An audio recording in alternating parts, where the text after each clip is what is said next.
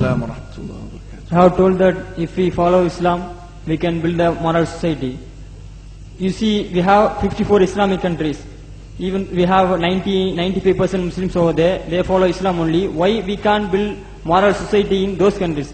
Like Pakistan, Afghanistan, they have a civil war between the fight between the Shias and Sunni Muslims. Why we can't build moral society over there, even though they have follow Islam? We have 95 Muslims over there. That is, you have told that if we follow Islam. No, you mean to say that Afghanistan, Pakistan, these countries are following Islam, but there's still civil wars and fighting amongst Muslims like Shia and Sunni?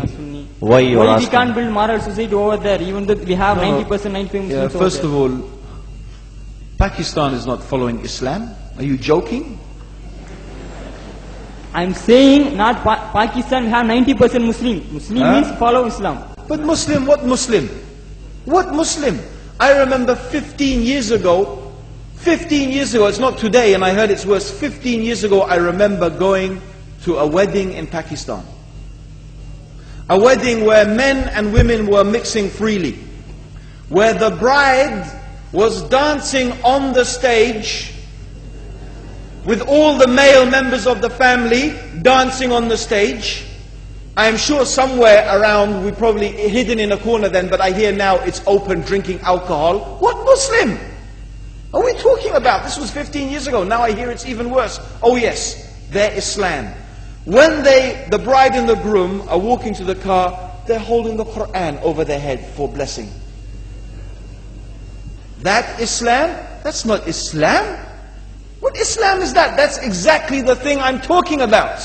That's why Muslims are in such a mess. Because of this nonsense, this hypocrisy, actually they are insulting the Quran by doing that.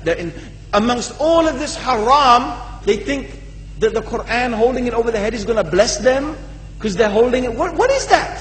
Where did they get this from? So, I don't know what we're talking about. In fact, this is the problem. You see, the Muslim world itself is so far from Islam. So many you find here in India. Well, I know it's not a Muslim country, but there are lots of Muslims here. But I don't know what sort of Muslim. Most of them go to the dargah and they call upon some dead person in the grave, and they think that by talking to a dead person they're going to have their needs fulfilled.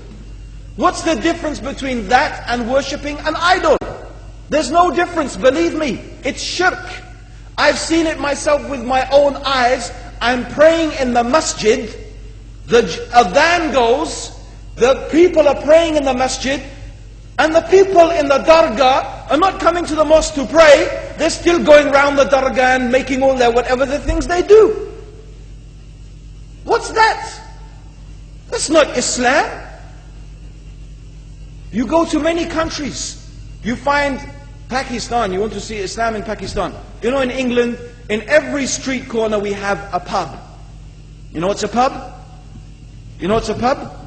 Like a bar, you know, a place where you sit and drink alcohol. Yeah? Yes? In Pakistan, believe me, they have something worse than that.